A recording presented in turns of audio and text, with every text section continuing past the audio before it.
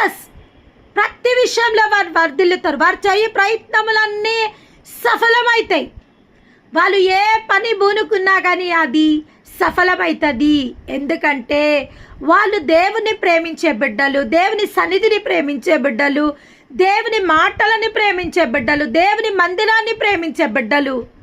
కాబట్టి ఎవరైతే ఆయనని ప్రేమించి, ఆయన మాటలను ప్రేమించి, ఆయన సన్నిధిని ప్రేమిస్తారో వాళ్ళందరూ ప్రతి విషయంలో వర్ధిల్లుతారు.